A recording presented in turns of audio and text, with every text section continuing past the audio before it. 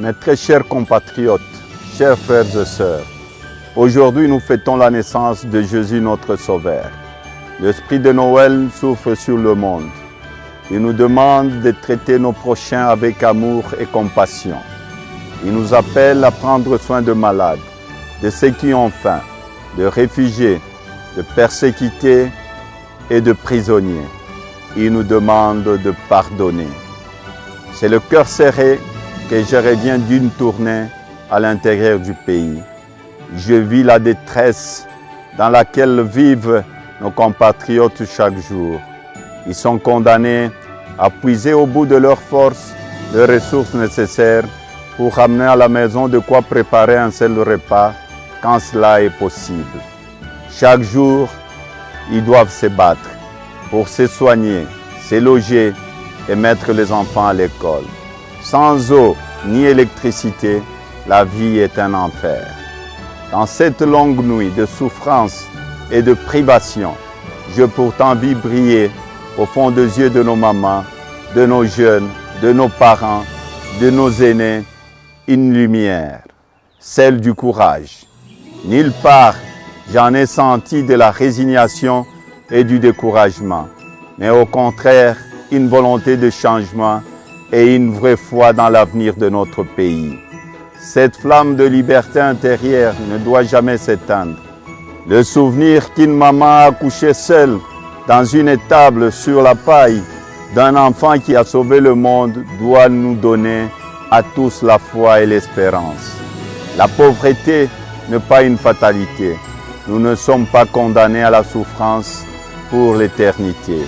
En cette fin d'année, mon tout premier vœu est le retour de la paix à l'Est. La fin de la guerre tant annoncée doit devenir une réalité. Nos vaillants soldats et officiers de nos forces armées s'y emploient. Je les félicite et les encourage. Nos frères et nos sœurs qui ont fui leur maison doivent rentrer chez eux pour y soigner les blessures physiques et morales infligées par une guerre injuste. Plus jamais, le sang des Congolais ne doit être versé par d'autres Congolais. Ceux qui tuent leurs frères doivent abandonner leurs aventures et revenir à la raison. Toutes nos communautés doivent renouer entre elles le lien de confiance qui ont permis autrefois de faire de l'Est du pays de provinces riches et prospères. À vous tous mes compatriotes, je vous demande de garder espoir. Si nous restons unis et solidaires, viendra un jour où nous pourrons dire avec fierté que nous sommes Congolais. Non seulement riches de nos eaux, de nos forêts, de nos minéraux, mais surtout riches de la diversité de nos cultures, de nos langues et de nos traditions. Tout cela relève de notre volonté et de notre action. Pour tous, je fais le vœu que l'année 2022 soit celle de l'amour du prochain. Ces rêves est possible.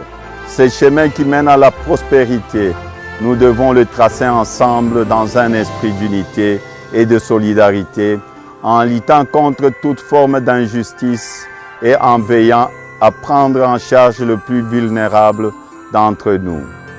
Et notre Congo est possible, construisons-le ensemble. C'est dans la certitude que ce nouveau Congo est à portée de main que je vous réitère à chacun et à chacune un joyeux Noël et mes vœux de santé et de bonheur pour l'année nouvelle. Que Dieu Tout-Puissant bénisse notre pays, que vive la République démocratique du Congo.